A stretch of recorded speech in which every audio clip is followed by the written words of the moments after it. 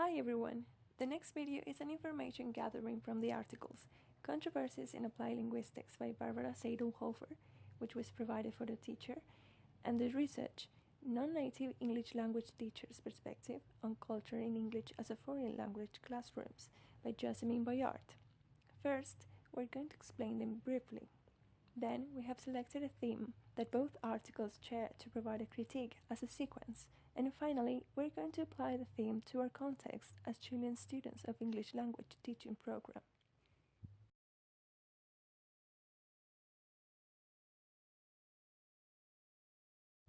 To begin with, Controversies in Applied Linguistics turns around the notion of linguistic imperialism and starts with an explanation of how Robert Phillipson's book was read at an American university by the participants in a graduate seminar led by Margie Burns. Mainly from the point of view of its political implications, the focus of attention here is on the mode of argumentation, rather than the issues themselves. In fact, this controversy puts in front the very process of critical evaluation and discussion, which this book seeks to encourage. The reading provoked intense discussion and debate not only of the issues of language dominance and spread that the author raised, but also of the rhetorical style and strategies that he chose to present the story of linguistic oppression. The participants identified problems with the author's claims, credibility, style, tone, terminology, and coverage. They also discovered that this book was an illustration of the use of narrative as an hegemonic tool. The notion of English as a tool of linguistic and cultural domination has gained attention in English language study in part due to the work of Robert Phillipson. In linguistic imperialism, his primary concern is language policy and planning in so-called third world countries, especially in Africa, and ways in which so-called first world countries have influenced educational development and English learning there through foreign policy. As language teachers and researchers, the participants were eager to learn about the ideology transmitted with, in, and through the English language, and the role of language specialists in the cultural export of English. Their interactions with Phillipson through the text and each other were enriched and vitalized by the diversity of their linguistic, cultural, and educational backgrounds, as well as their aspirations and academic interests. According to the seminar, one of Phillipson's major objectives was exposing the English language and ELT specialists as a source of socioeconomic underdevelopment in the so-called third world, whatever his motives were for what they perceived. When referring to multiculturalism, we can't forget that English is considered a globalized language, which is equal to the language that people of other countries will use in order to communicate between each other. The main reasons for English to be a globalized language and a dominant language is because of political and economical power, as banks, publishers, and even the British Council were the main influencers of English becoming a globalized language.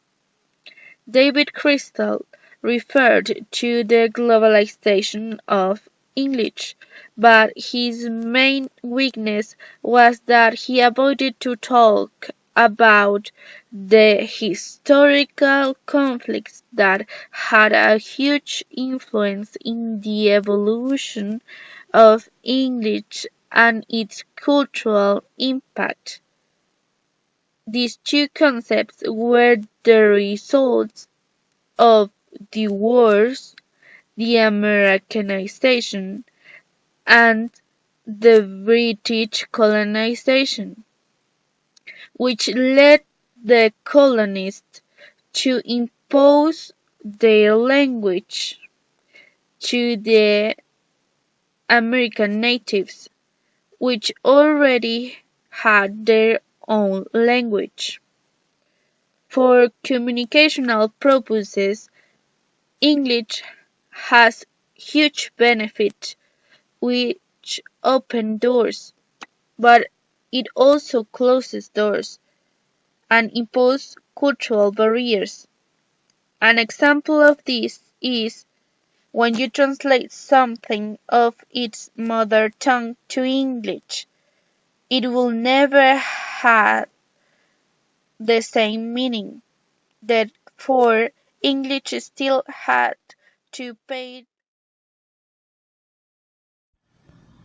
During the last 2 decades, the world has become a global village, and English is becoming its lingua franca. In the article created by Yasemin Bayurt, it examined the importance of raising non-native English language teachers' awareness of different dimensions of culture in the teaching of English as an international language. The author gives us some definitions about culture, but it focuses on two. The first view supports the implementation of a culture-free curriculum for foreign language teaching, protecting the cultural integrity of non-native speakers. The second major view instead supports the idea that culture and language cannot be separated from one to another. Therefore, the presentation of the target language culture should be an essential part of the foreign language teaching curriculum. The second view is separated into two types of supporters.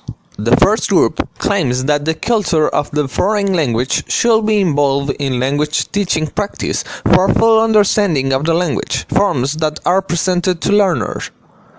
The second group emphasizes the involvement of the learner's language in culture English as a foreign language classroom.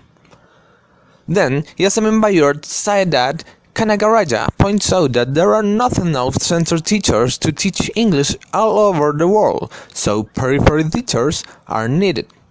Further, he elucidates that 80% of the English teachers in the world are non-native speakers of English, and these teachers are competent to teach English as a native speaker. Learners seem to be motivated to learn a foreign language when they had a successful non-native speaker model. Hence, it can be said that a successful non-native speaker model of a foreign language, English in our case, might help learners to overcome linguistic as well as cultural barriers in their language learning process. After that, the author briefly refers to the Turkish education system, which is fairly similar to the Chilean counterpart.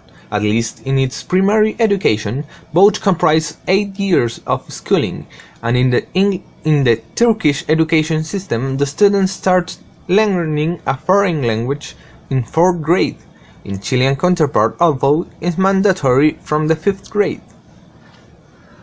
Then she continues with a case study in Turkey with 12 non-native English-speaking teachers, and concludes that in this study the participant teachers showed an awareness of their importance as non-native English teachers in the field, and further indicated that native English-speaking teachers were also needed to help foreign language learners with pronunciation and communicating skills.